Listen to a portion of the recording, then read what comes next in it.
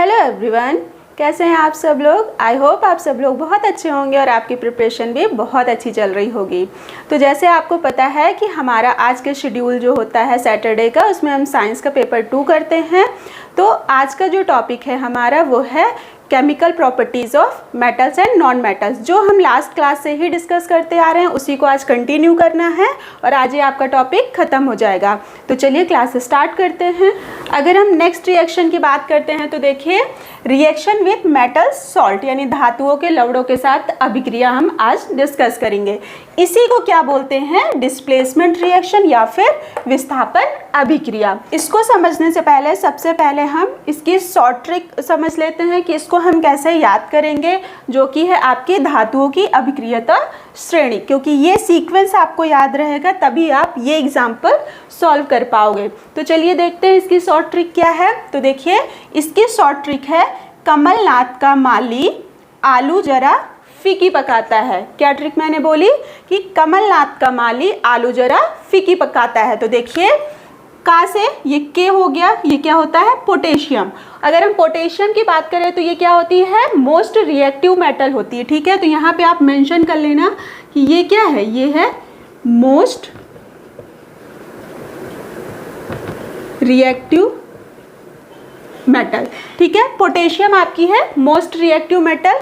Second, नाथ से Na हो गया मतलब सोडियम, का से हो गया आपका Ca यानी कैल्शियम, मा से यहाँ पे हो गया Mg यानी मैग्नीशियम, आ से हो गया यहाँ पे Al यानी एल्यूमिनियम, जरा से Zn यानी जिंक, फीकी से Fe यानी आयरन, पकाता से Pb यानी कि लेड और है से H यानी हाइड्रोजन। ठीक है, अब उस माली ने क्या पूछा, माली को जब ऐसा बोला गया तो माली पूछता है कि कौन है, आगे आओ। मतलब किसने ऐसे बोला है, आगे आओ। तो देखिए, का से क्या हो गया, कॉपर, है से क्या हो गया, मरकरी यानी Hg, आगे से Ag यानी सिल्वर और आओ से Au यानी गोल्ड।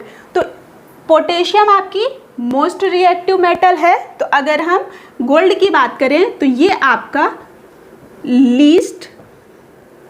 लीस्ट रिएक्टिव मेटल है। ठीक है, तो ये आपको सीक्वेंस याद रखना है। ये जो एरो बना है ये आपको बता रहा है कि जो सबसे हाई रिएक्टिव मेटल है उससे क्या हो रहा है, ये यहाँ से डाउन हो रहा है नीचे तक। ठीक है, तो अब ये समझ लिए तो समझते हैं कि विस्थापन अभिक्रिया क्या होती है। तो देखिए, विस्थापन अभिक्रिया या जिसे डिस्प्लेसमेंट रिएक्शन बोलते हैं, वह अभिक्रिया होती है जिसमें एक अधिक क्रियाशील, ठीक है, अधिक क्रियाशील धातु के लवण यानी कि सॉल्ट से कम क्रियाशील धातु को क्या करती है, हटाती है। मैं फिर से रिपीट कर दे रही हूँ एक बार, जो मोस्ट रिएक्टिव आपकी मेटल होगी उसके सॉल्ट से जो लेस रिएक्टिव मेटल होगी उसको क्या करती है, हटाती है। यही प्रोसेस आपका क्या कहलाता है, विस्थापन अभिक्रिया। इसको हम एग्जाम्पल के थ्रू समझते हैं। देखिए, जैसे CuSO4 प्लस Zn। ठीक है, अब आपको पता है कि Zn क्या है। अगर हम इसमें देखें तो देखिए, Zn किससे, Cu से पहले आता है ना।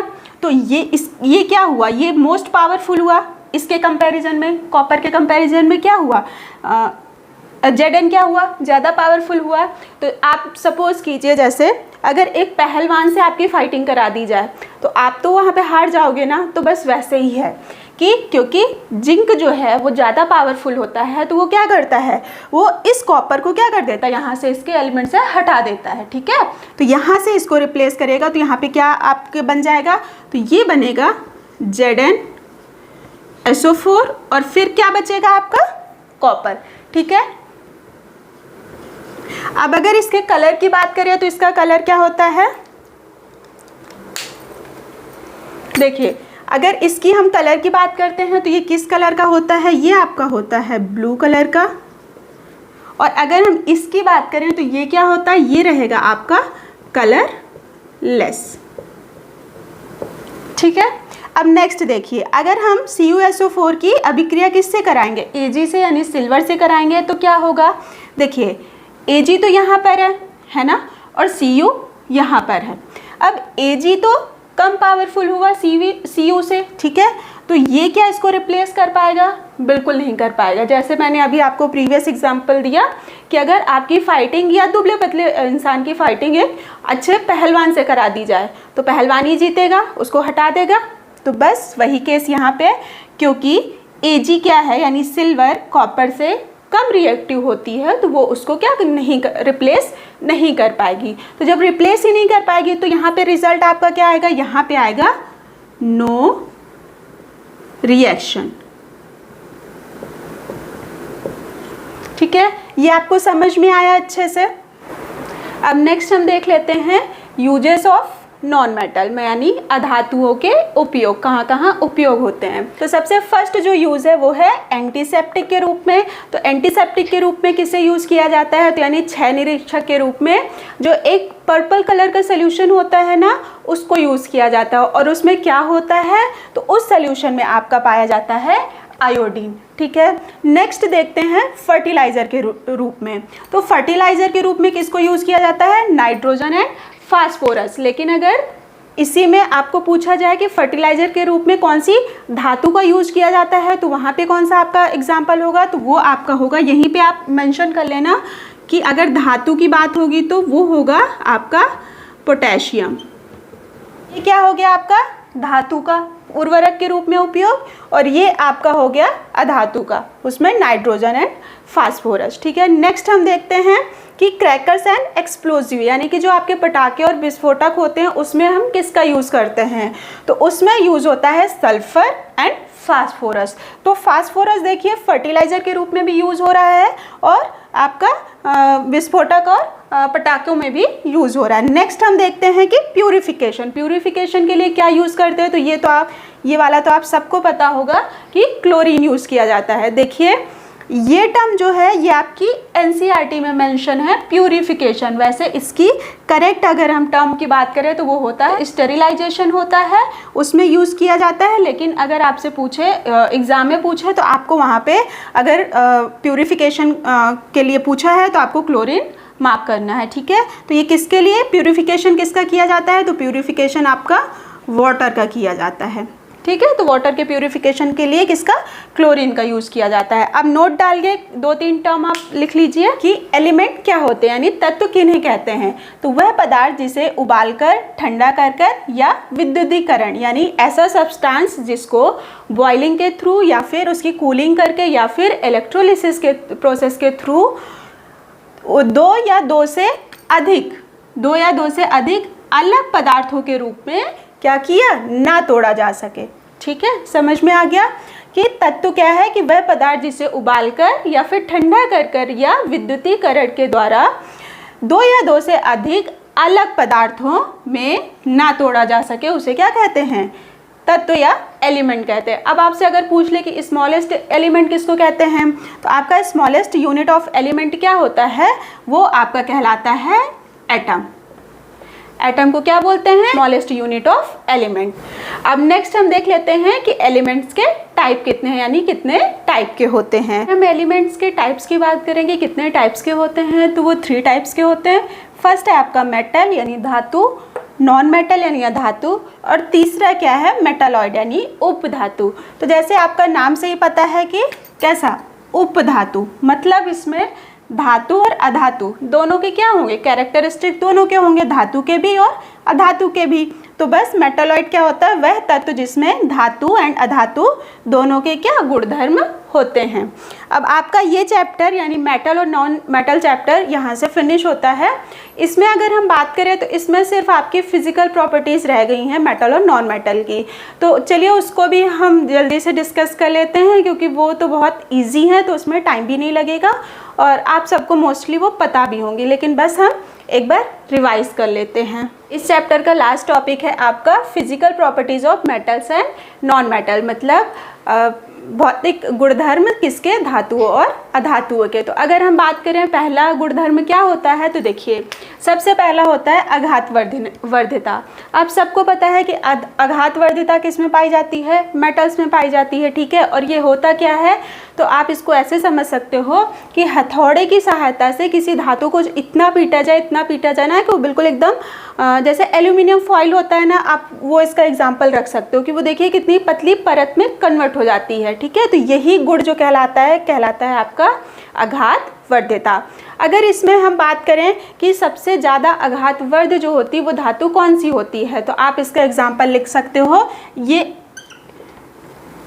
Gold and silver. ठीक है, यहाँ पे मैंने मार्क इसलिए किया कि ये मेटल में ये गुण पाया जाता है। और अगर हम यहाँ अधातु की बात करें तो उसमें अधातु में ना तो आघात वर्धिता होती है और ना ही आपकी डक्टिलिटी पाई जाती है यानी तन्यता। मतलब कि ये जो दोनों गुण हैं ये आपके मेटल्स में नहीं पाए जाते। ठीक है, नेक्स्ट प्रॉपर्टी की हम बात करते हैं डक्टिलिटी। तो डक्टिलिटी क्या होती है, तो धातु का तारों में बदलना, उसको कहलाते जो प्रोसेस होती है वो आपकी कहलाती है डक्टिलिटी। इसके भी अगर हम एग्जाम्पल की बात करें कि सबसे जो डक्टाइल मेटल होता है वो कौन सा होता है, तो आप उसका एग्जाम्पल भी सेम दे सकते हो, गोल्ड एंड सिल्वर। ये दोनों जो मेटल्स हैं वो मोस्ट डक्टाइल मेटल कहलाती है। ठीक है, तो ये प्रॉपर्टी भी इसमें पाई जाती है और एग्जाम्पल सेम है। अगर इन दोनों ही केस में हम अगर एक्सेप्शन की बात करें कि आघातवर्ध्यता और डक्टिलिटी, इन दोनों की ही अगर हम एक्सेप्शन की बात करते हैं तो वो आपका होता है मरकरी। क्यों? क्योंकि मरकरी आपको पता है कि लिक्विड फॉर्म में होती है और उसको तारों में नहीं बदला जा सकता, इसलिए इसका एक्सेप्शन भी आप मरकरी याद रखेंगे और इसका भी एक्सेप्शन आप मरकरी याद रखेंगे। अगर हम नेक्स्ट प्रॉपर्टी की बात करते हैं तो क्या होती है वो आपकी कंडक्टिविटी यानी कि चालकता। तो जैसे आपको पता है कि धातु विद्युत की क्या होती है, सबसे अच्छी सुचालक मानी जाती हैं। क्यों मानी जाती हैं? क्योंकि इनमें जो फ्री आयन होते हैं ना उनके कारण ये विद्युत की अच्छी सुचालक होती है। अगर इनके हम एग्जाम्पल की बात करें तो आपको पता है कि सबसे अच्छा कौन सा होता है, तो वो होता है आपका सिल्वर। ठीक है, ये एग्जाम्पल आप अच्छे से याद रखना क्योंकि आपके एग्जाम में इनकी डेफिनेशन तो नहीं पूछेगा, वो जस्ट मैं आपको एक आपके माइंड में कॉन्सेप्ट रहे इसलिए आपको डिस्क्राइब कर रही हूँ, नहीं आपको सिर्फ ये एग्जाम्पल्स अच्छे से करने हैं। ठीक है, तो कंडक्टिविटी सबसे अच्छी किस में होती है, आपकी सिल्वर में होती है। एक बस इसमें याद रखना, जो बैड कंडक्टर माना जाता है वो माना जाता है आपका लेड। ठीक है, ये धातु में अगर हम बात करें तो इसको बोलते हैं बैड कंडक्टर, ये आपका होता है बैड कंडक्टर। अगर हम अधातु की बात करें तो अधातु में एक्सेप्ट ग्रेफाइट, ठीक है, अधातु विद्युत की सुचालक नहीं होती हैं, सिर्फ किसको छोड़ के, ग्रेफाइट को। अगर ग्रेफाइट की बात करें तो ग्रेफाइट आपका विद्युत का सुचालक होता है। ठीक है, तो यहाँ पे आप लिख लेना ग्रेफाइट को छोड़कर। नेक्स्ट प्रॉपर्टी की हम बात करते हैं तो वो है हार्डनेस। ठीक है, तो हार्डनेस देखिए मेटल कैसी होती है, आपको सबको पता है कि इनकी प्रकृति कैसी होती है, कठोर होती है यानी हार्ड होती है। सिर्फ आपको दो इसमें याद रखना है, एक तो है सोडियम और दूसरा है पोटेशियम। ये दोनों कैसे होते हैं, सॉफ्ट होते हैं, इनको हाथ पे काटा जा सकता है। तो आप एक याद रखना, सोडियम एंड पोटेशियम, इनको छोड़कर बाकी जितनी भी धातुएं होती हैं वो कैसी होती हैं, सॉलिड होती हैं। ठीक है, हार्ड होती हैं। जैसे आप एग्जांपल, जैसे आपको गोल्ड है, सिल्वर है, सब कैसी हार्ड होती है ना। तो बस ये याद रखना कि सोडियम और पोटेशियम इतनी सॉफ्ट होती हैं कि इनको चाकू से भी हम काट सकते हैं। ठीक है, नेक्स्ट प्रॉपर्टी की हम बात करें तो जो कि है आपकी फिजिकल स्टेट यानी कि भौतिक अवस्था। धातुएं किस अवस्था में पाई जाती हैं, तो आप सबको पता है धातु सब किस में अवस्था में पाई जाती है, ठोस अवस्था में पाई जाती हैं। किसको छोड़ के, सिर्फ आपके पास एक एग्जाम्पल है कि मरकरी, आपको मरकरी को छोड़ के बाकी जितनी धातु हैं वो सब किस में पाई जाती है, ठोस अवस्था में पाई जाती है। मरकरी आपने कभी चेक किया है कैसा होता है, मरकरी जो आपका थर्मामीटर होता है ना, जिससे आप टेम्परेचर लेते हो फीवर के टाइम पे, तो उसके अंदर जो होता है ना वो होता है आपका मरकरी। तो वो कैसा होता है, वो लिक्विड फॉर्म में होता है। तो उसको छोड़ के बाकी सारी धातुएं क्या होती हैं, आपकी ठोस अवस्था में पाई जाती हैं। अगर हम अधातु की बात करें तो अधातु आपको पता है कि किस में पाई जाती हैं, तीनों अवस्थाओं में पाई जाती हैं, सॉलिड, लिक्विड एंड गैस। सिर्फ एक को छोड़ के, क्या, ब्रोमीन। ब्रोमीन किस में पाया जाता है, सिर्फ आपका लिक्विड अवस्था में पाया जाता है। बाकी अगर अधातु की बात करें तो अधातु तीनों अवस्था में आपकी पाई जाती। नेक्स्ट प्रॉपर्टी की अगर हम बात करें तो वो है आपकी सोनोरस, यानी कि ध्वनात्मकता। ठीक है, तो ये क्या होता है, जब धातु को किसी सॉलिड चीज़ से पीटा जाता है तो उससे क्या एक ध्वनि निकलती है ना, उसी गुण को क्या बोलते हैं, ध्वनात्मकता। ठीक है, जैसे आप इसका एग्जाम्पल क्या याद रख सकते हो, जैसे मंदिर का घंटा, जब आप मंदिर में जाते हो तो उसको बजाते हो तो उससे एक ध्वनि निकलती है ना, तो उसी ध्वनि को जो गुण, वो किस गुण के कारण निकलती है, वो निकलती है सोनोरस के कारण। ठीक है, तो और अगर हम मतलब ये मेटल में ये प्रॉपर्टी आपकी होती है और नॉन मेटल में बोलें तो ये प्रॉपर्टी नहीं होती है। तो आज से आपका ये topic metals and non metal complete होता है। अगर आपने इसका प्रीवियस वीडियो नहीं देखा है तो उसका लिंक आपको डिस्क्रिप्शन में मिल जाएगा, आप चेक कर सकते हैं। अब हम नेक्स्ट क्लास में एसिड एंड बेस स्टार्ट करेंगे, जो कि है आपका सेकेंड चैप्टर। तो आपको क्लास अगर अच्छी लग रही हो और आप चैनल पर नए हो तो चैनल को प्लीज़ सब्सक्राइब कीजिएगा, लाइक कीजिएगा और अपने फ्रेंड्स के साथ शेयर कीजिएगा। मिलते हैं अब नेक्स्ट सैटरडे हम साइंस की क्लास में, तब तक आप अच्छे से प्रिपरेशन करते रहिए।